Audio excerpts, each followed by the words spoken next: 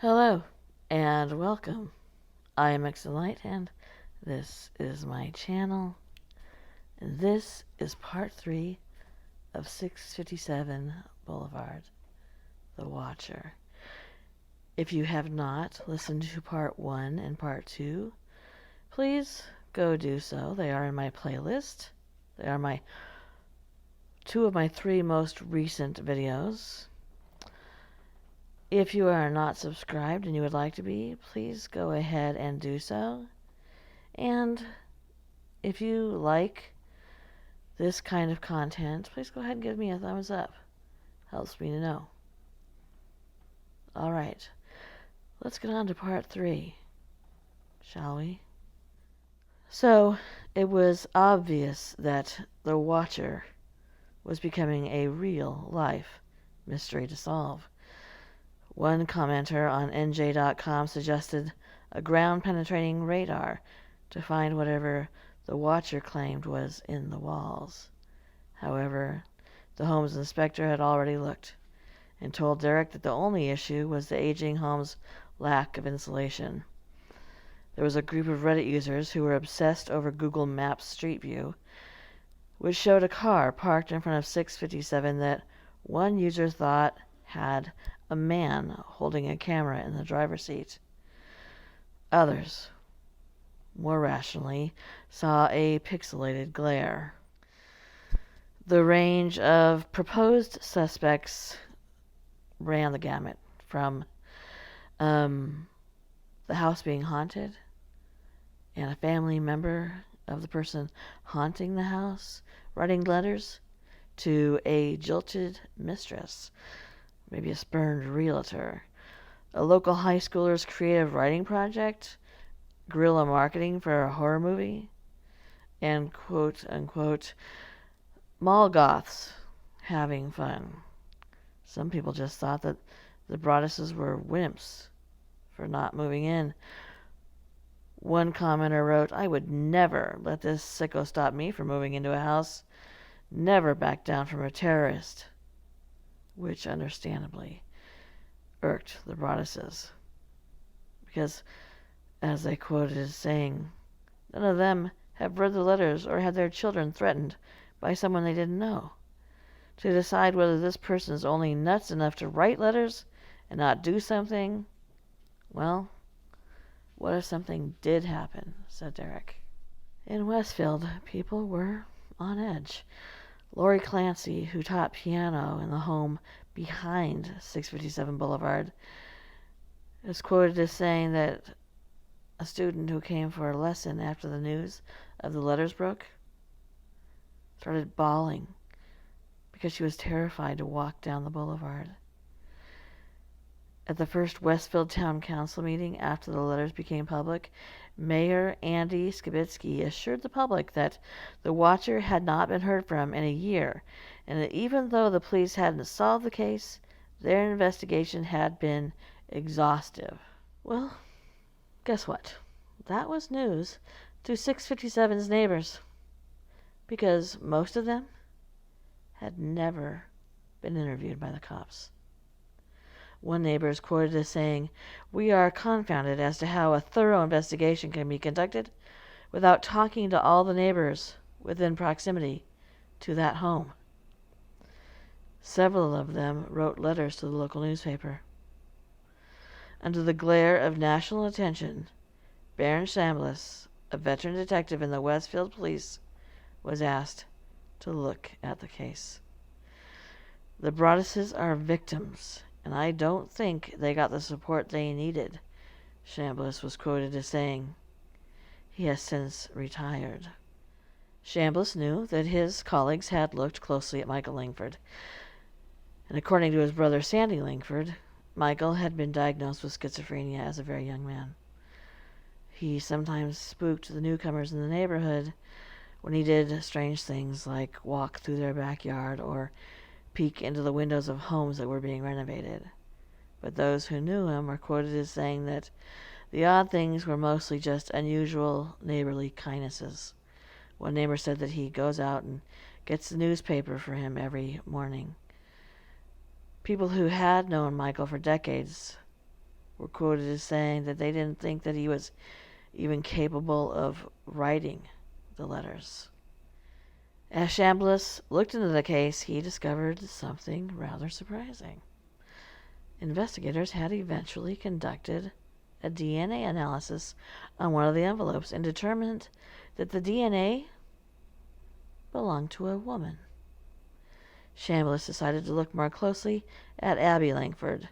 She was Michael's sister, and she worked as a real estate agent.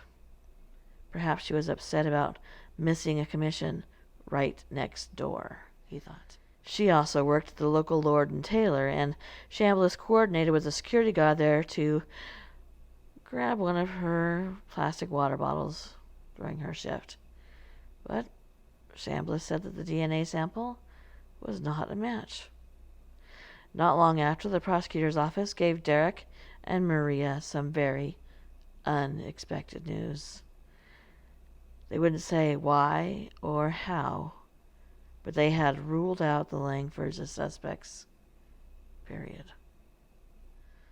The Broadduses were stunned. They were sure that this had been who had been terrorizing them. They had recently told prosecutors that they planned to file civil charges against the Langfords and wondered if the prosecutors were lying to prevent the story from blowing up again.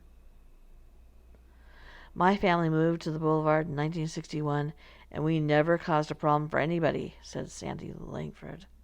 This guy gets all these letters, and all of a sudden, people are pointing fingers. Left without a suspect, the Broadduses reopened their personal investigation. They were still quiet about sharing too much with the neighbors, who remained in the pool of suspects, but spent an afternoon walking the block with a picture of the watcher's handwritten envelope.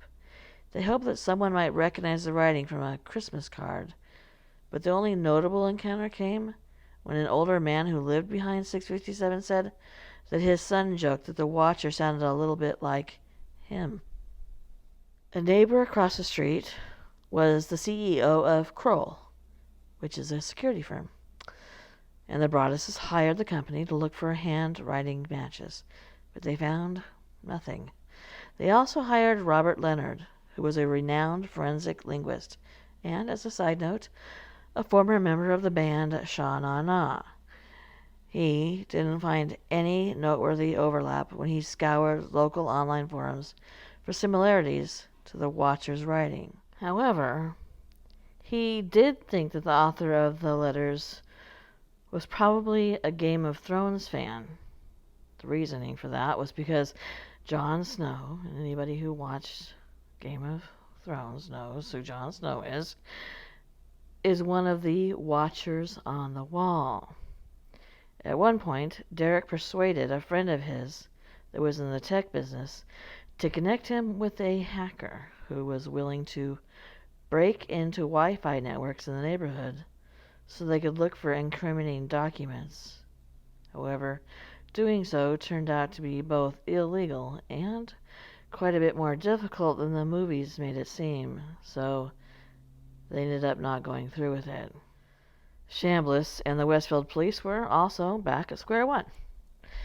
The cops asked Andrea Woods for a DNA sample and interviewed her 21-year-old son, who was surprised to find that he suddenly seemed to be a suspect.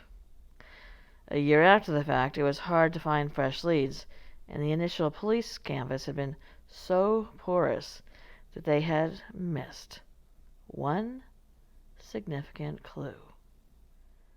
Around the same time that the Broadduses had received their first letter, another family on the Boulevard got a letter similar to the note from the watcher. The parents of that family had lived in their house for years, and their kids were grown, so they threw the letter away, just like the Woodses had. But after the news broke, one of their children posted about it on Facebook and then deleted the post.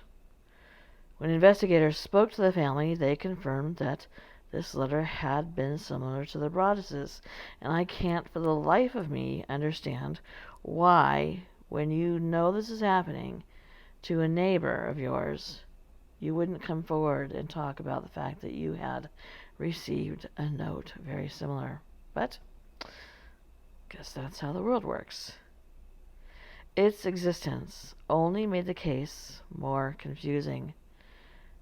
There wasn't a whole lot more to go on, Chambliss is quoted as saying. One night, Chambliss and a partner were sitting in the back of a van parked on Boulevard, watching the house through a pair of binoculars. And around 11 p.m. a car stopped in front of the house. It stayed there long enough for Chambliss to grow suspicious. He traced the car to a young woman who lived in a nearby town, whose boyfriend lived on the same block as 657. The woman told Chambliss that her boyfriend was into some really dark video games, including, in Chambliss's memory, one in which he was playing a specific character called the Watcher. As for the female DNA, Chambliss figured that the girlfriend or someone else could have helped the boyfriend, who was living elsewhere at the time. But Chambliss says he agreed to come in for an interview on 2 separate occasions. Then, he didn't show up either time. Chambliss didn't have enough evidence to compel him to appear. And with the media attention dying down again, he dropped the case and moved on. While the Broadduses continued to be consumed by stress and fear, for the rest of Westfield, the story was becoming a little more than a creepy urban legend.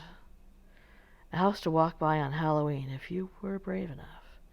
No one who lived in the house before the Woodses could recall anything unusual, and it was hard for people to imagine that their idyllic neighborhood could be host to something so sinister. A woman who lived nearby is quoted as saying that after the news broke, she and 10 or so of her neighbors had gathered in the street to puzzle about who might have sent the letters. Eventually, she said, they came to a consensus. Perhaps the Broadduses had sent the letters to themselves.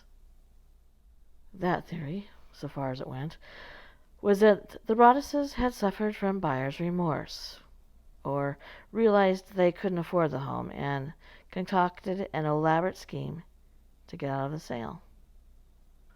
Right, which is why they waited until 3 days after the sale was complete.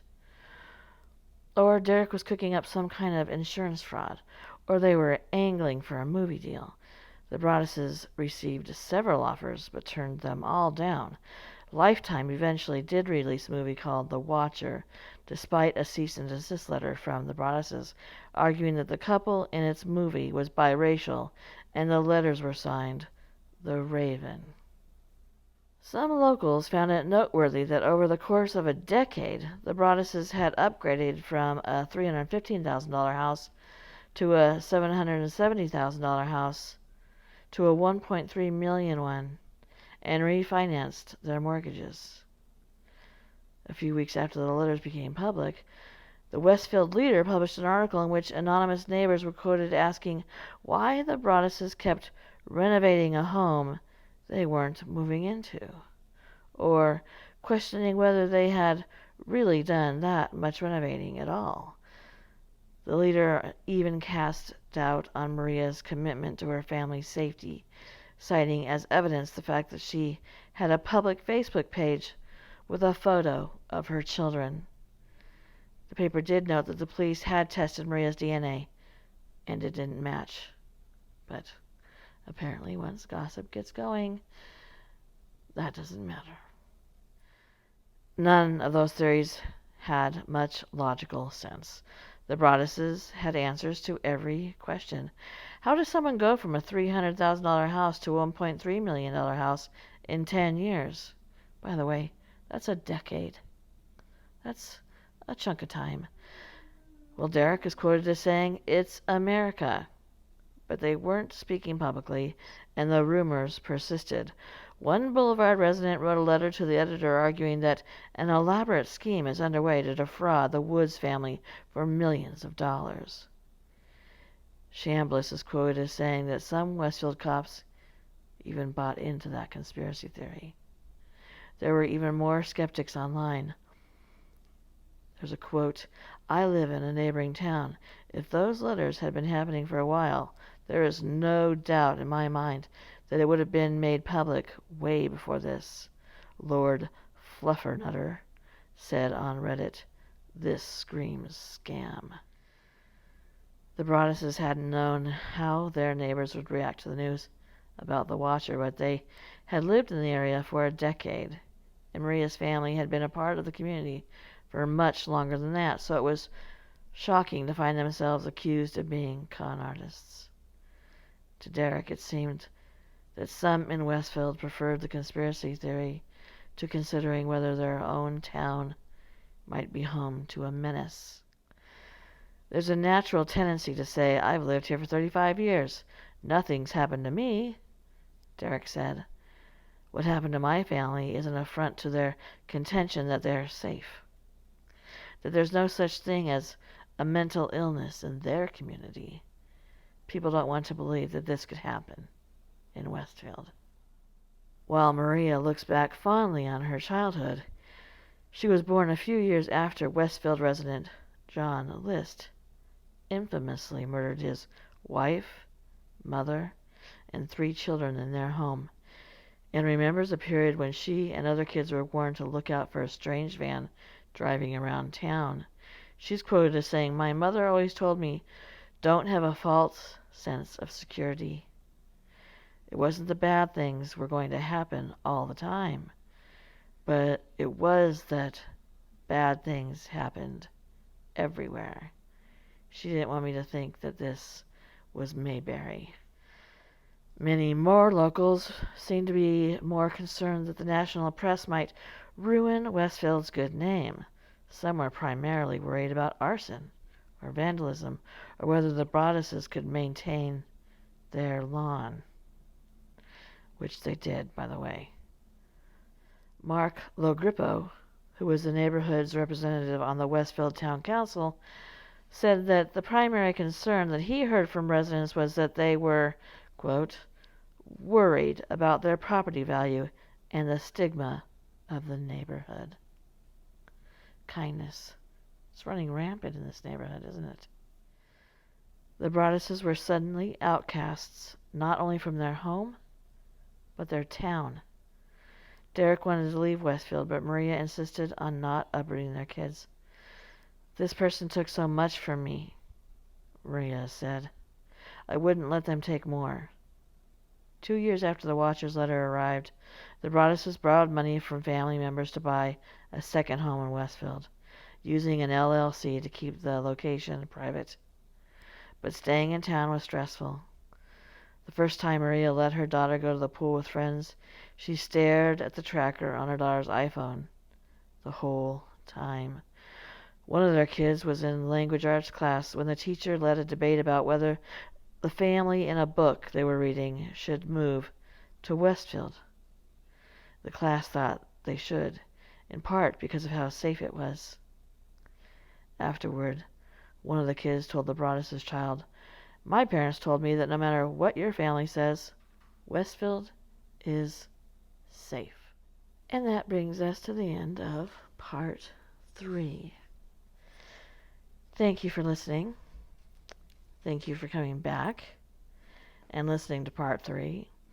If you know people who are interested in true crime or mysterious disappearances or the paranormal, then perhaps you would share this channel with them.